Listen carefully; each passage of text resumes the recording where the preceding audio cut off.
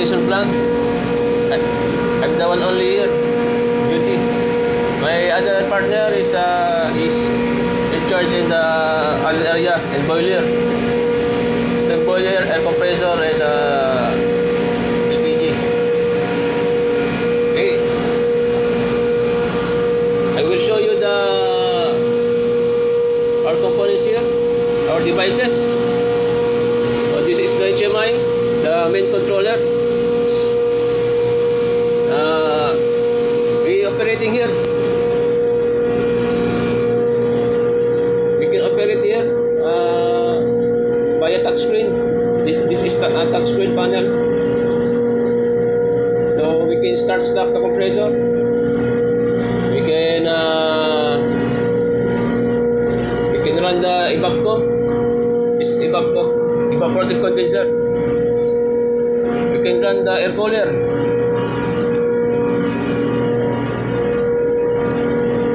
We can run the ammonia pump, the solenoid valve. We can switch on, we can switch off here. This is the control panel, you see, the PLC control panel.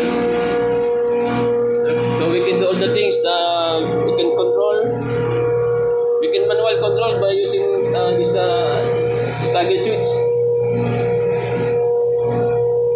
We have so many toggle switches here. We can manually the HMI have some trouble. So we can do manually. We can off on the cold storage or the unit cooler manually by toggle switch.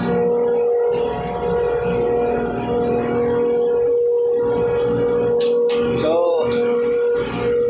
basically we have 11 compressor, 5 low stage and 6 high stage compressor. So this is the load. All the RC01 to RC05 compressor, the load is tunnel pressure. From tunnel 1 to tunnel 5, its set point is minus 50. See, this is the low reservoir pressure. So this low stage compressor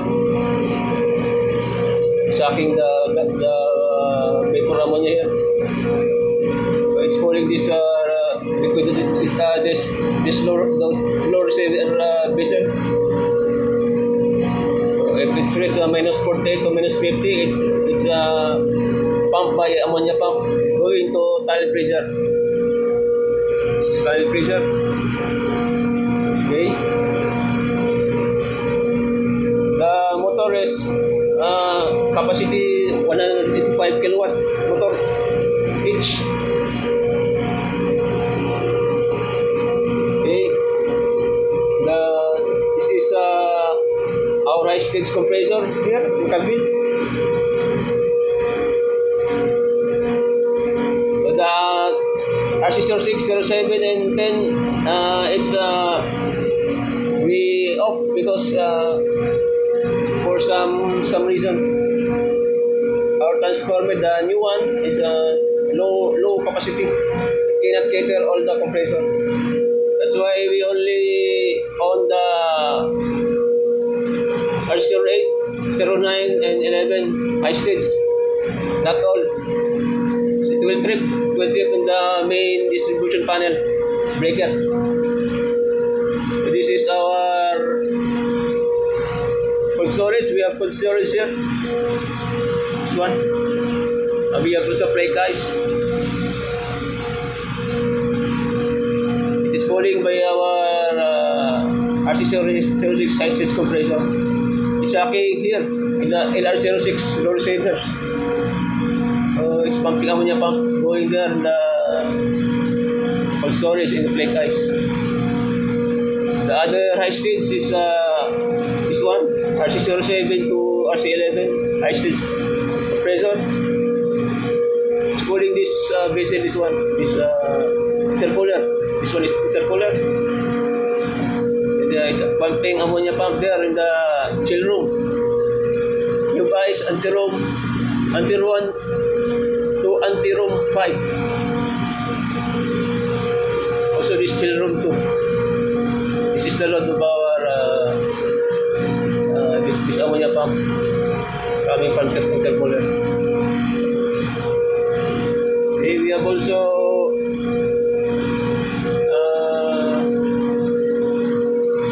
SCADA here. We can monitor by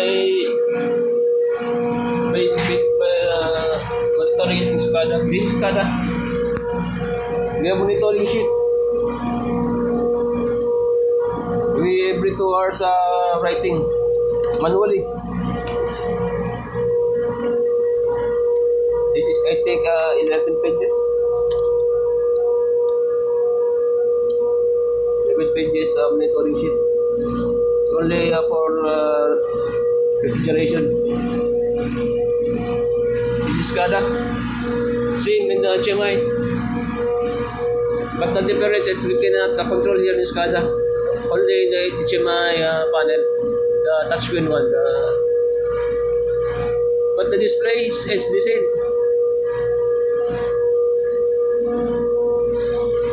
It's very the same. Okay, we have also air conditioning. Okay, it's cooling by glycol. We have glycol here set by its set point is 0 to 6 degree.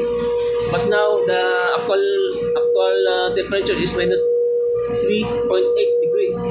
This one. This is after PHE. This is plate heat exchanger. So after this is the temperature. So it's pumping by a brine pump. Going there in the air cooler, spin chilling room, cutting packing. So this is all production area. It is called by only this because of the name of the area. Cutting packing meaning the chicken is cut and packed. Okay, we have the freezer, we have anti-room 2, packaging pack. So it's different name and also different set point like this one. Spin chilling room, its set point is 10 degrees Celsius. Cutting packing is 12 degrees set point. It's different. It depends of the area. This one packaging and metal 8 degree. So this is our surge drum. So the ammonia pump is going to the heat exchanger. The PHE is in. This is in. This is going out. It's only circling back.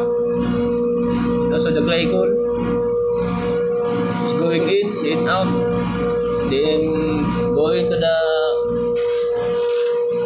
unit cooler. Okay, we also have water chiller.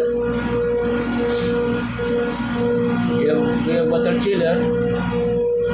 See? This is also a PHE, plate heat exchanger. So the ammonia is going here in the PHE, then going out, and the water, the chilled water is also coming in and going out, and the water pump is pumping to the chiller and to the inside the production.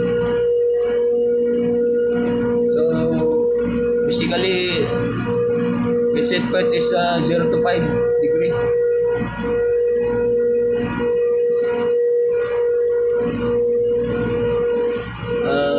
We have FAC, the humidifier. It's a fresh air supply. We have also exhaust, intake exhaust fan.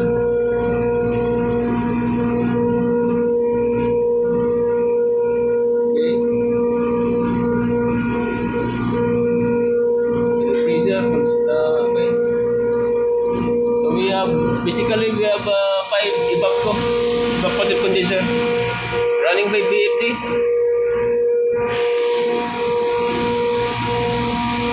I will show you the actual